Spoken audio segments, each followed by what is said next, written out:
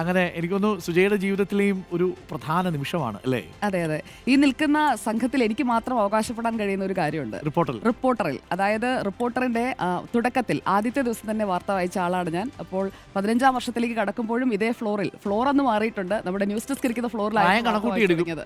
ആ പ്രായം കൂട്ടിക്കോട്ടെ, എന്തായാലും നിങ്ങൾ ഇവിടെ നിൽക്കുന്ന ആരെക്കാളും എന്തായാലും ആൻഡ്രോ സാർ ഒഴികെ ആരെക്കാളും കൂടുതലല്ല എന്നുള്ളത് വെളിപ്പെടുത്താനും ഞാൻ തയ്യാറാണ്. പ്രായം ഞാൻ വേണമെങ്കിൽ പറയാം, പക്ഷെ ഡോക്ടർ അരുണിന്റെ പ്രായം ഞാൻ പറയും.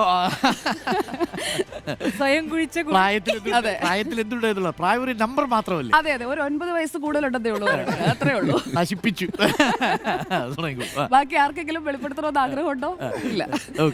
അപ്പോ അതായത് നമ്മുടെ ഈ റിപ്പോർട്ടറിന്റെ തുടക്കം തൊട്ട്, അതായത് ഒരു കുഞ്ഞ് പിറന്നു വീണപ്പോൾ മുതൽ ആ കുഞ്ഞിപ്പോൾ ടീനേജിലേക്ക് എത്തിയിരിക്കുകയാണ്. ടീനേജിലൂടെ കടന്നു പോകുന്ന നല്ല ടീനേജ് മൊമെന്റ്സ് ആണ് ഈ ചാനലിനെ സംബന്ധിച്ചോളം. പക്ഷേ ഈ കഴിഞ്ഞ 2 വർഷങ്ങൾ, അത് 2011 കമ്പയർ ചെയ്യുമ്പോൾ ഈ കഴിഞ്ഞ 2 വർഷങ്ങൾ എന്ന് പറയുന്നത് വേഗമായിരുന്നു.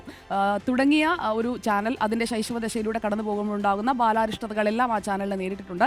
ഞാൻ ഈ നിമിഷത്തിൽ അന്നത്തെ എൻ്റെ ചീഫ് എഡിറ്റർ MV നികേഷ് കുമാറിനെ ഓർക്കാൻ ആഗ്രഹിക്കുകയാണ്. അദ്ദേഹം ഇപ്പോൾ സജീവ രാഷ്ട്രീയത്തിലേക്ക് പോയതുകൊണ്ട് നമുക്കൊപ്പമില്ല. പക്ഷേ അദ്ദേഹത്തിൻ്റെ ആ ഒരു തുടക്കമിടാനായിട്ടുള്ള ഇതുപോലെ ഒരു വേഗമുള്ള ന്യൂസ് ചാനൽ, അതുതന്നെയായിരുന്നു അന്നും കോൺസെപ്റ്റ്. ആ വേഗതയിൽ താല്പര്യം തോന്നിയാണ്. സത്യം പറഞ്ഞു കഴിഞ്ഞാൽ ശമ്പളം എത്രയാണെന്ന് പോലും സാറിനോട് ചോദിച്ചിട്ടില്ല. അങ്ങനെ വന്ന് ഞാൻ ഡൽഹിയിലായിരുന്നു, അവിടെ നിന്ന് വന്ന് ഇവിടെ ജോയിൻ ചെയ്യുകയായിരുന്നു.